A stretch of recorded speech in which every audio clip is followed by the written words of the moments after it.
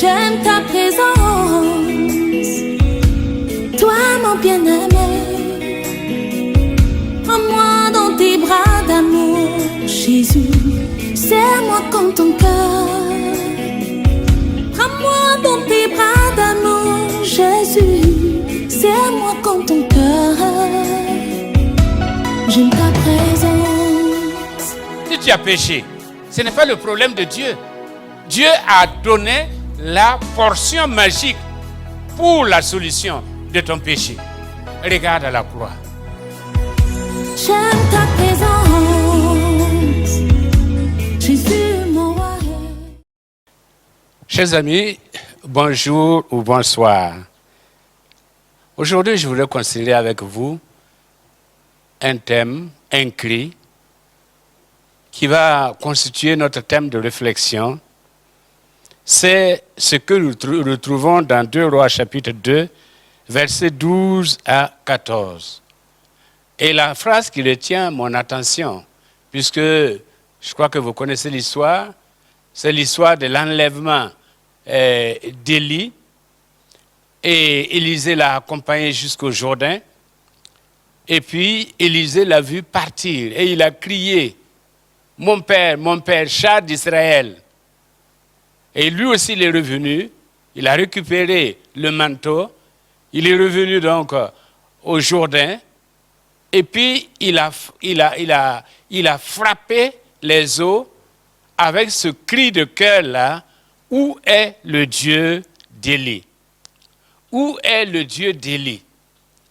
Et puisqu'il a vu Élie frapper les eaux, et les eaux se sont scindées en deux, se sont séparées en le cours d'eau s'est scindé en deux pour qu'il puisse passer. Et certainement, les eaux ont repris leur place.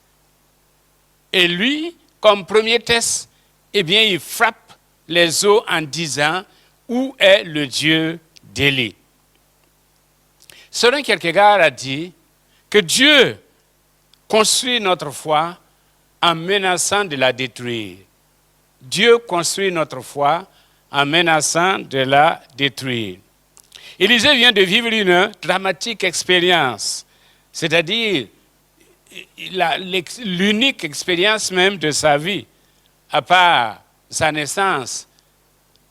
Son pilier vient de lui être enlevé. Il y a un vide existentiel et surtout un vide prophétique. Alors, il crie parce que désormais, il est face à de lourdes responsabilités et il faut qu'il s'assure de la présence de Dieu. Jusque-là, il n'a fait qu'accompagner Élie. Jusque-là, il n'a fait que voir Élie agir, ou Dieu, disons, voir Dieu agir à travers la vie d'Élie. Mais maintenant, il va falloir qu'il puisse revêtir le manteau, ce manteau qu'il vient de récupérer, eh bien, qui était le gage de l'autorité d'Élie. Eh bien, il veut s'assurer que celui qui a été avec Élie sera avec lui. La question d'Élisée est l'écho, c'est l'écho de toute la question de tout être, en tout cas de tout être croyant, de celui qui connaît Dieu, de celui qui traverse des épreuves, de celui qui est bouleversé par des événements dans sa vie. C'est le cri de tout âge, de tous les enfants de Dieu face aux différentes responsabilités et face aux différentes crises dans leur vie. Je pense qu'aujourd'hui, nous pouvons poser la même question. Où est le Dieu d'Élie? Le Dieu des miracles, le Dieu qui renverse toutes les situations, le Dieu qui change tout. Où est le Dieu d'Élie? Alors, qui est le Dieu d'Élie? Qu'a-t-il fait pour que, eh bien, Élisée s'en souvienne et réclame sa présence? Le Dieu d'Élie, eh bien, c'est celui qui a empêché la pluie de tomber pendant 3 ans et pendant 3 ans et demi. Et puis, pendant ces 3 ans-là, il n'y a rien, c'est la sécheresse complète, rien, aucun nuage à l'horizon, rien qui annonce que la vie, en tout cas la vie terrestre, va reprendre, dans cette localité-là, la vie terrestre va reprendre son cours. La pluviométrie va revenir comme il est d'habitude. C'est ce Dieu-là, celui qui a fait pleuvoir, et celui qui a empêché la pluie pendant 3 ans et demi. Et après tout cela, en un rien de temps, en un laps de temps, eh bien, c'est le Dieu qui a fait pleuvoir. Il a fait que ce qu'il a retenu est revenu. Ce qu'il a empêché, il l'a permis. Le Dieu d'Élie, c'est celui aussi qui s'occupe de son serviteur. Il le nourrit, il le protège, il prend soin de son serviteur. Eh bien, une façon de dire à Élisée, eh bien, de la même manière que j'ai pris soin d'Élie, même en le nourrissant par des corbeaux, de la même manière que je l'ai protégé contre la colère d'un certain Akab, d'un certain roi Akab, et de la même manière, je serai avec toi, je prendrai soin de toi, je te protégerai, je ne t'abandonnerai pas, je ne te délaisserai point. Eh bien, il prend soin de la veuve et de l'orphelin, il pourvoit leurs besoins, et bien, il va jusqu'à ressusciter le fils d'une d'entre elles. C'est ce Dieu-là. C'est ce Dieu-là qui est le Dieu d'Élie. Celui qui a compassion de la veuve et de l'orphelin, celui qui a compassion de celui qui souffre, celui qui a compassion de celui qui est endeuillé, celui qui a compassion de celui ou de celle qui traverse des moments difficiles dans sa vie, celui qui n'oublie personne, celui-là qui réellement prend sur nous, eh bien, non seulement nos fardeaux, mais nos douleurs, et nous comprend. C'est le Dieu qui répond par le feu, comme sur le mont Carmel, il a répondu par le feu. C'est le Dieu qui, au moment indiqué, répondra par le feu. C'est le Dieu qui encourage les serviteurs déprimés, tous ces enfants déprimés. Et à l'heure actuelle, eh bien, c'est le Dieu. Mon frère, ma sœur, c'est le Dieu qui veut t'encourager et qui t'encourage et qui te dit, prends courage, mon enfant, je suis avec toi. C'est ça le Dieu d'Élie, qui n'abandonne personne, comme nous l'avons dit, qui est et qui accompagne ses enfants et qui leur donne les forces nécessaires pour marcher et pour ne pas se fatiguer. C'est le Dieu qui assure la succession aussi, parce qu'il a remplacé Élie par Élisée. Il assure la succession. C'est-à-dire que c'est le Dieu qui prépare notre avenir. Non seulement il a couvert notre passé, il s'occupe de notre présent, mais il assure aussi notre avenir. Eh bien, c'est le Dieu qui reprend les personnes en autorité, parce que c'est le Dieu qui n'a peur de personne. C'est le Dieu de l'histoire. C'est lui qui installe. Et c'est celui qui déplace qui il veut. C'est ce Dieu-là. C'est pourquoi il a parlé à Akab. Il a parlé à Akazia. C'est le Dieu qui contrôle toutes les situations. Et qui a un mot à dire, même avec les hommes politiques. C'est le Dieu qui honore son serviteur. Parce qu'à un moment donné, eh bien, il enlève son serviteur. Il enlève pour qu'il ne connaisse pas la mort. Eh bien, c'est une façon de le décorer. Quand nous parlons de décoration, voilà qu'Élie a été décoré par Dieu. Il a été décoré. Il n'a pas connu la mort. Il a été enlevé. Eh bien, avec un cortège de chars, il a honoré son serviteur. Quels sont les principes du Dieu d'Élie? Alors, premièrement, le Dieu d'Élie est maître de la nature et utilise les éléments pour exécuter sa volonté, notamment la pluie, les corbeaux, le feu, l'eau, le pain, la farine, les vents, etc. Le Dieu d'Élie est le Dieu créateur. C'est lui qui a créé. Et c'est celui qui, quand il dit, la chose arrive, quand il ordonne, la chose existe. C'est le Dieu qui dit, mer, calme-toi, vent, tais-toi. Et le vent s'est tu, et la mer s'est calmée. C'est le Dieu qui ordonne. Et quand il a ordonné aux corbeaux de nourrir Élie, eh bien les corbeaux l'ont fait. Et c'est le Dieu qui ordonne au feu de descendre et de consumer non seulement le bois, mais même l'eau et même la pierre. Eh bien, c'est ce Dieu-là. C'est ce Dieu, le Dieu d'Élie. Le Dieu d'Élie est celui de la compassion, comme je l'ai dit. Compassion pour son serviteur et compassion pour les vulnérables sociaux. Je vais te dire ce soir ou ce matin que le Dieu d'Élie, il a compassion de toi. Il te voit dans ta souffrance.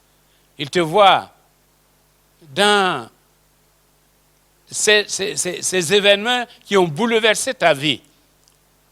Mais il a compassion de toi. Il a compassion de toi. Comme Jésus a eu compassion du fils unique de la veuve, eh bien, il a compassion de toi. C'est ça, le Dieu d'Élie. Il est un Dieu qui rend la vie. Il est un Dieu qui donne la vie. Qui donne la vie. Il rend la vie, mais au-delà, il donne la vie. Et c'est pourquoi il nous a donné la vie éternelle. Et c'est pourquoi nous, en tant qu'enfants de Dieu, nous avons la vie éternelle. Alors, en application, que pouvons-nous dire devant la situation que nous traversons? Eh bien, que pouvons-nous dire? Nous nous sentons comme Élisée et nous disons, où est le Dieu d'Élie? Parce que nous sommes conscients que le seul Dieu qui peut nous aider, que la seule personne qui peut nous aider, c'est celui qui a accompagné Élie. C'est celui qui a frappé les eaux. C'est celui qui a enlevé Élie pour qu'il ne voie pas la mort. C'est ce Dieu-là. Et nous avons besoin de lui. Nous avons besoin de lui. Eh bien, le Dieu d'Élie est un Dieu présent. Et comme Jésus l'a dit, je suis avec vous tous les jours.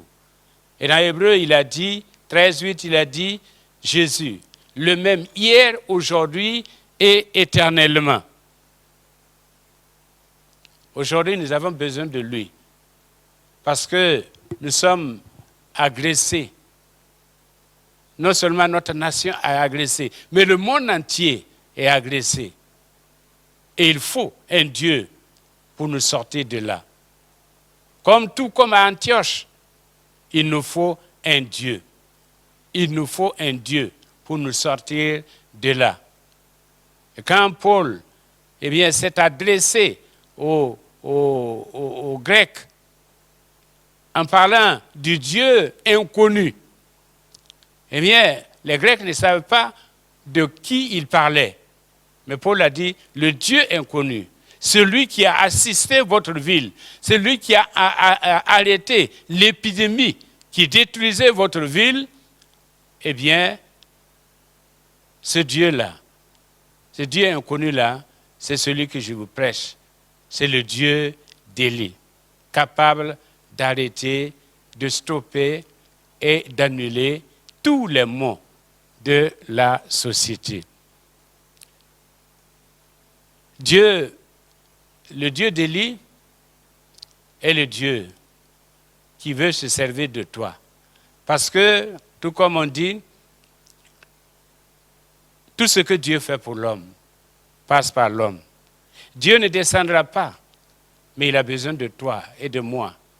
Dans quel domaine? Pour que nous puissions prier, pour que nous puissions intercéder, pour que nous puissions témoigner, pour que nous puissions vaincre la peur, pour que nous puissions triompher de l'angoisse et donner l'exemple et répandre, eh bien, la quiétude autour de nous, répandre la paix intérieure autour de nous, au lieu de nous laisser emporter par le tourment général. Dieu a besoin de toi, mon frère. Dieu t'a confié son manteau, comme Élie a confié le manteau à Élisée. Dieu t'a confié le manteau, la responsabilité de le représenter, même en temps de crise. Eh bien, nous savons que ce Dieu-là, ce qu'il dit, il l'accomplit. Comme nous le dit Jacques, chapitre 5, verset 16. Eh bien, la Bible nous dit que Jacques nous dit que Élie était de la même nature que nous. Croyons que Dieu nous permettra de prendre l'autorité nécessaire. Et au lieu que celui qui vient contre nous domine sur nous, c'est nous qui allons dominer sur celui qui vient contre nous. Ils te feront la guerre, mais ils ne te vaincront pas. Parce qu'il a dit, comme le Père m'a envoyé, moi aussi je vous envoie. Que ferait Jésus aujourd'hui s'il était dans ce monde face à la pandémie? Que ferait Jésus? C'est sûr que non seulement il allait guérir, mais aussi il allait secourir. Il allait être là, avec ceux qui souffrent, supportant ceux qui souffrent et apaisant le cœur des uns et des autres. Mais pour cela, Dieu a besoin des gens qui sont fermes. À celui qui est ferme dans ses sentiments, je lui assure le repos. Dieu ne peut pas travailler avec des poltrons. Et en Morée, on dit, n'êtes pas dit que tu m'as qu'on. C'est-à-dire, si tu as un produit qui est très bien, surtout un produit testé en temps de guerre, tu ne confies pas ça à un poltron, parce qu'il ne t'aura même pas le temps de tester le produit.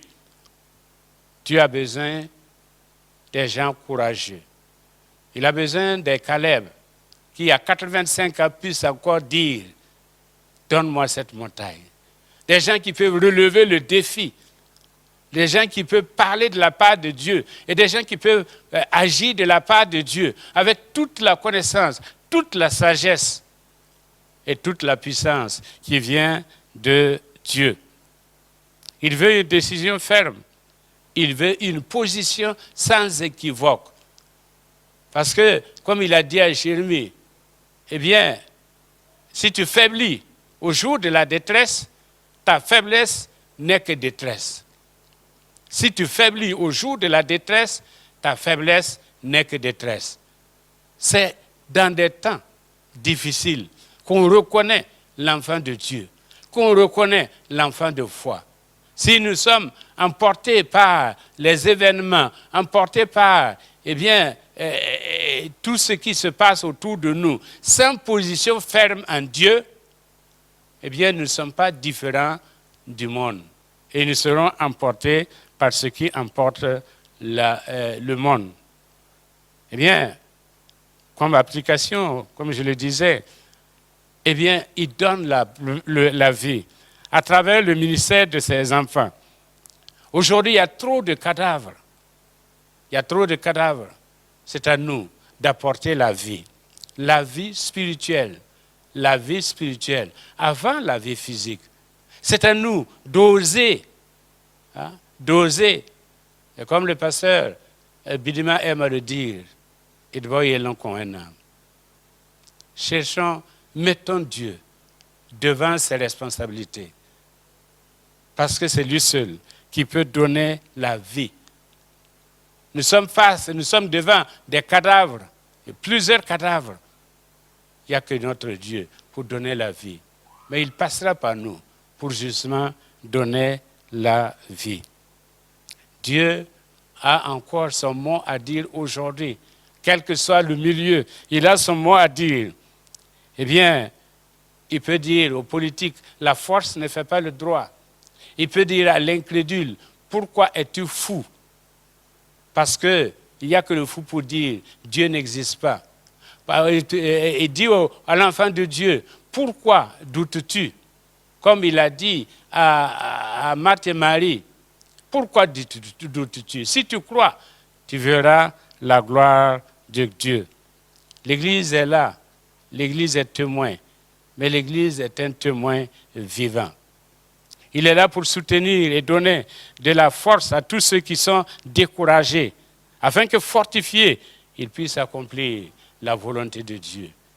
Dieu est là, relève-toi, comme David, qui à un moment donné a compris qu'il fallait qu'il se fortifie dans le Seigneur. Eh bien, de la même manière, fortifie-toi dans le Seigneur.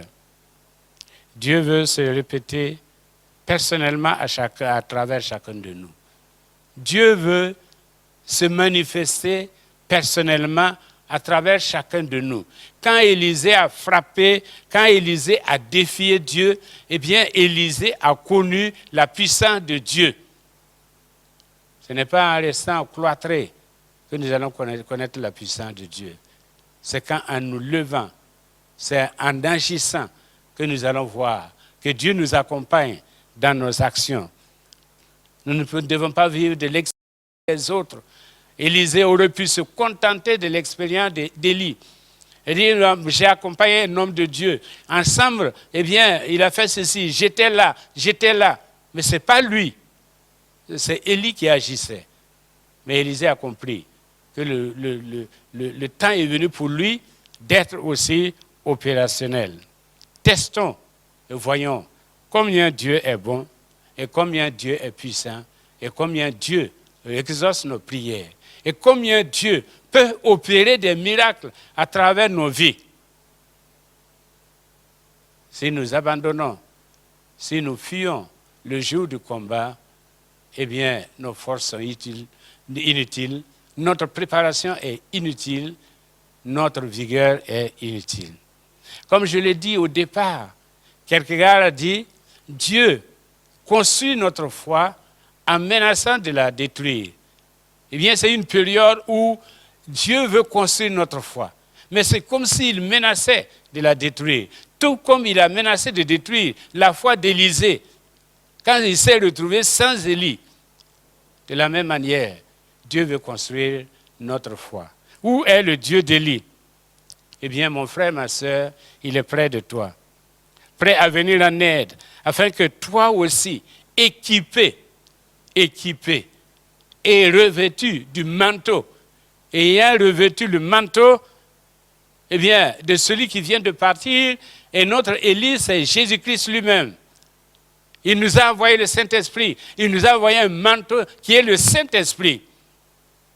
Et il dit, va avec la force que tu as. Eh bien, c'est en cela qu'on saura que Dieu est avec nous. Ce n'est pas en nous voyant qu'on va voir Dieu. C'est en nous voyant agir, croire. C'est en cela qu'on saura que Dieu est avec nous. Et c'est en nous voyant utiliser le manteau, c'est-à-dire le Saint-Esprit, cette puissance que Dieu nous a donnée pour restaurer des vies, pour redonner de la confiance. C'est en cela qu'on saura qu'effectivement, eh bien, Dieu est avec lui. Parce que les prophètes, les fils des prophètes, qu'est-ce qu'ils ont fini par dire? Quand ils ont vu Élisée qui revenait, et ils ont dit, l'esprit d'Élie est sur lui. L'esprit d'Élie est sur lui. Que l'esprit d'Élie soit sur nous. Que l'esprit d'Élie nous accompagne. Que l'esprit d'Élie nous amène à relever des défis qui se présentent à nous, chacun pour sa part. Que le Seigneur vous bénisse et que vous trouviez le Dieu d'Élie, qui n'est pas loin, qui est prêt, qui est disposé à se révéler à vous au nom de Jésus-Christ. Amen.